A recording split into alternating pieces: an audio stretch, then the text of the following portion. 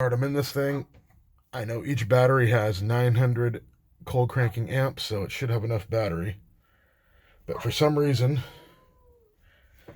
so the brake is on. Push the clutch in. Take it out of gear. Out of gear. And let's try to start it. Tell me this is a weird noise. Listen to this noise.